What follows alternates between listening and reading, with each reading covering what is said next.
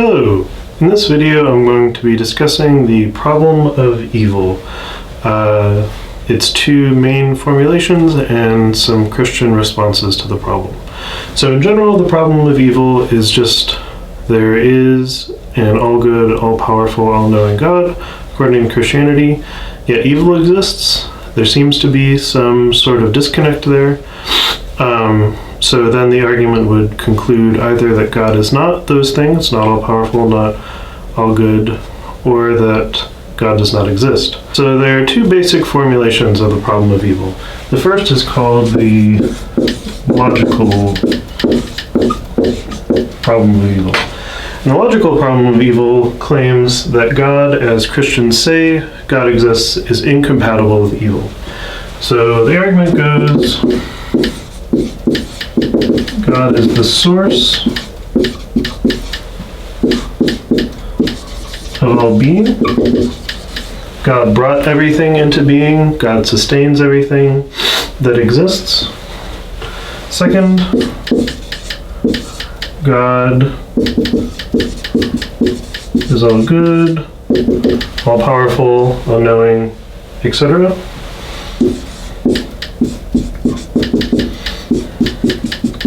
Three, evil exists.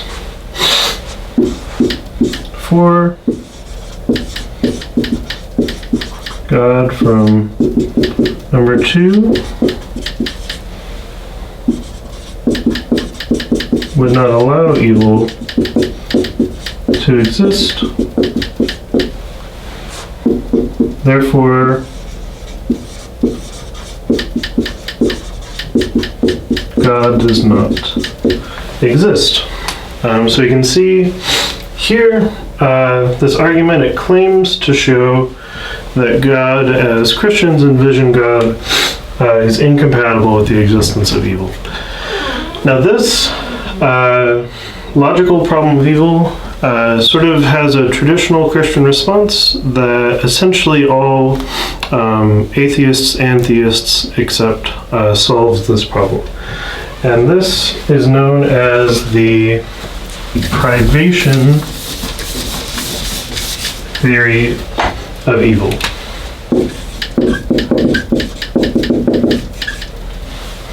So this originates with Augustine and really just goes throughout the history of theology. The privation theory of evil says that ultimately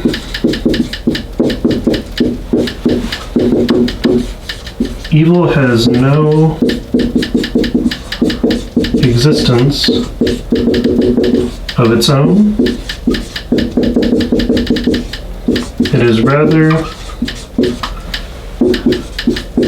a lack of goodness. So something in this formulation of evil cannot be pure evil. Pure evil would be nothingness. Rather, evil is the lack of some goodness, and more specifically, some goodness that is due to a particular being or object. So it is not evil that I and you presumably can't fly, because humans aren't supposed to have wings and be able to fly. But it would be an evil that a bird couldn't fly, because birds are supposed to be able to fly. So on this formulation of evil, God does not bring evil about. God didn't create evil. God doesn't sustain evil. Rather, God permits there to be evil through the actions of humans and other various means. So God did not, in all good, God did not create evil. Rather, there are just some deficiencies of good. So you could think of evil as sort of analogous to darkness. Darkness doesn't have any existence of its own. It's rather just the absence of light. So in the same way, evil doesn't have any existence of its own. It is just the absence of goodness in a thing. So now we move on to the second formulation of the problem of evil, which I will refer to as the experiential problem of evil. So the experiential problem of evil goes something like, God is all-powerful, all-knowing, all the omnis.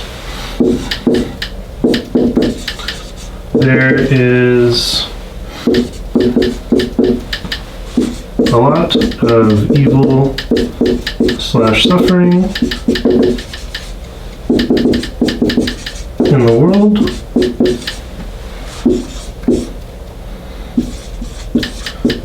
God, from number 1, would not allow so much evil slash suffering. Therefore, God does not exist. So this is changing a little bit and saying there's so much evil, there's so much wrong with the world. It just seems clear that an all-powerful, all-good God is not in control. So you could conclude either God does not exist or God is evil. Either way, the God of Christianity does not exist. So there are many, many ways that Christians have tried to grapple with this, and I will review a few of these defenses or theodicies. Now we're going to go over a few of these defenses or theodicies for the purpose of this class. I won't distinguish between those two, but they are just ways of trying to make sense out of the suffering and evil that we see in the world, trying to grapple with that and figure out how that could be the case if God is all good, all loving, all the things that we want to say about God.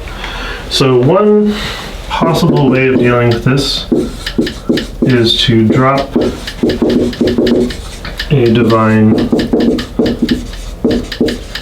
attribute. So, for example, there's a movement known as open theism, which says that God is all-knowing, but that it's impossible to know the future. So, unlike sort of classical theism, God does not know the future, therefore evil things happen that God sort of couldn't know or couldn't anticipate. Or there is a strand of thought in Judaism and in some circles of Christianity that want to say that God is not all-powerful. There's a book called Why Do Bad Things Happen to Good People that purports this, that God is not all-powerful, that God's sort of doing the best that God can do, but God can't stop all the evil and suffering that does occur in the world. So this is not sort of a traditional response, but it is one option that is available to the theist. One defense that you're almost certainly familiar with, at least on some level, is the free will defense. And this can be formulated in a variety of ways, but it essentially just says that God has given us free will, and by our free will we bring about various evil things in the world, and it is a good for us to have free will, for us to not be robots. Therefore, God must allow us to make those evil choices. God doesn't desire those evil consequences, however, they do exist because of the necessity of free will. So this helps to make sense out of some types of evil, sort of why people can do so much harm to each other, and in that way can sort of make sense out of how a good God would allow such suffering to exist. And then sort of the end of it is that theists will want to say that God will ultimately bring goodness out of that evil. So God doesn't intend the evil that happens, that we cause through our own actions, but God does redeem that evil in some way. God turns that evil into something good, since God is capable of doing those kinds of things. Another popular theodicy is known as the soul-making theodicy, and the soul-making theodicy is just saying that we need to experience some forms of evil and suffering in order to grow. So, for example, if you never had to be patient in any situation, if you never experienced situations where your patience was tested, you would never learn to be more patient. So while some things may look like evil or suffering, they're in fact opportunities for us to grow in various ways. So God could send some sorts of pain and suffering to God's servants as an opportunity for them to grow. This is the view of Aquinas, for example, that God actually sends trials to those people that serve God so that they can become closer to God. They can sort of refine their relationship with God, and that God can also send pain and suffering even to those that don't serve God to sort of prevent them from moving further away from God. So in this sense, God is helping us to refine and better our soul, which is actually the important part. The important part of our existence is our relationship with God. That is the greatest good for us. Therefore, it is worth enduring some manner of pain and suffering in order to gain that highest good, which is a relationship with God, or to avoid the worst case scenario, which is being removed from God's presence. So another theodicy that helps to make sense out of the evil in the world is the fact that it seems that temporarily Satan has been given some manner of dominion over this world. So this we found in various places in the New Testament. In the temptation of Jesus, Satan offers to give Jesus all the kingdoms of the world if Jesus will worship him, and Jesus does not respond with, "Those aren't yours, you're not free to give me those." Rather, Jesus says that he ought not to worship Satan. So it seems like Jesus is sort of admitting that Satan has some manner of dominion currently over the kingdoms of the world. In 2 Corinthians 4:4, Satan is referred to as the ruler of this world. In Ephesians 2:2, Satan is referred to as the prince of the powers of the air being sort of this realm as opposed to heaven. So this may play in with the soul-making theodicy. Perhaps Satan's evil is helping us in various ways to become better. That, I would argue, is the story of Job, that God allows Job to be tested in various ways by Satan in order for Job to gain benefit in the end. But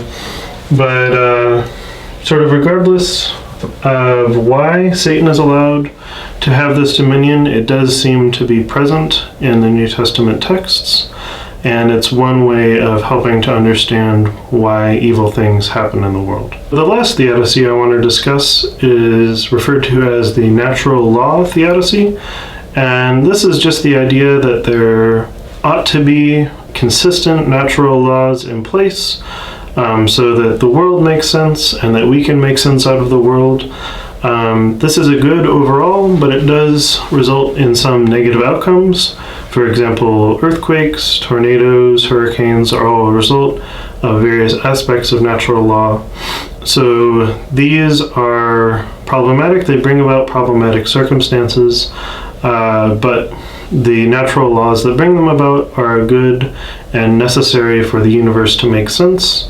Therefore, we can explain natural disasters and other things of that kind by the fact that these natural laws need to be in place for the universe to be consistent. So in closing, hopefully some of these theodicies help you to make sense out of the problem of evil.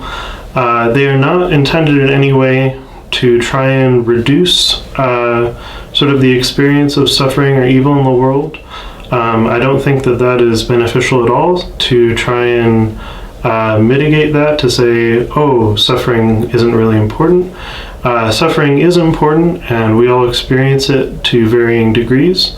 But this is more of an academic exercise to try and make sense philosophically, theologically, out of the experience of evil that we all have, that we all observe in the world.